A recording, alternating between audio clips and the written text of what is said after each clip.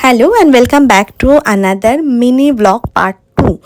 তো এর আগের দিনের ব্লগে শেয়ার করিয়েছিলাম যে যেহেতু সামার ভ্যাকেশনে মানে পড়তেই চলেছে, তো সামার ভ্যাকেশনের আগের দিনকে মোটামুটি বাচ্চাদের স্কুল টুল করিয়ে নিয়ে সকাল প্রিপারেশন করে ঠোরে নিয়ে বেরোনোর জন্য আমরা আপাতত দিল্লি স্টেশনে এসে পৌঁছে গেছি।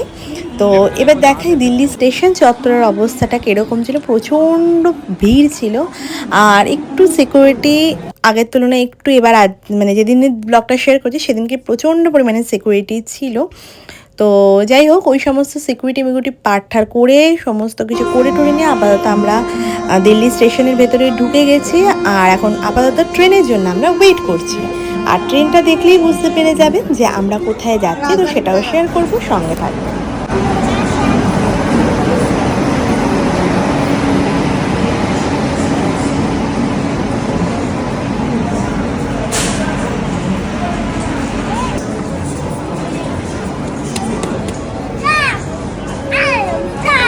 তো আপাতত ট্রেনটা দেখে মোটামুটি বুঝতে পেরেই গেছেন আমরা এখন যাচ্ছি হচ্ছে হাওড়ায়। দিল্লি থেকে সোজা যাব হাওড়ায়, মানে হচ্ছে বাড়ির উদ্দেশ্যে রওনা হচ্ছে। মোটামুটি গরমের ছুটিটা আমরা বাড়িতেই কাটাই। তো হ্যাঁ, ওর বাবা যাচ্ছেন আমাদের সঙ্গে, বাবা আমাদেরকে টাটা করে দিয়ে আপাতত এখানে ওর কাজের জগতেই থাকবে। তো আমরা যাচ্ছি হাওড়ার উদ্দেশ্যে। তো ট্রেনে আর কি করলাম সমস্তটা শেয়ার করবো, তো সঙ্গে থাকবেন আর দেখতে থাকবেন। নিউ দিল্লি টাটা এখন এক মাসের জন্য। টাটা নিউ দিল্লি, নাও দিল্লি, টাটা নিউ দিল্লি। তো মোটামুটি ট্রেন আমাদের গন্তব্যস্থলের দিকে এগিয়েও চলেছে আর তার সাথে সাথে আমরাও বাড়ির উদ্দেশ্যের দিকে রওনা হতে চলেছি।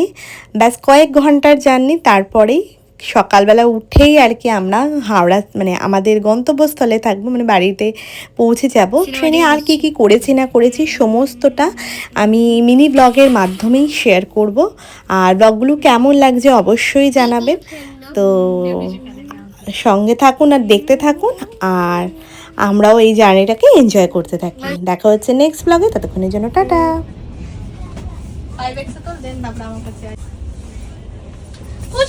এখানে আমার ছিল কোথায় লাগলো?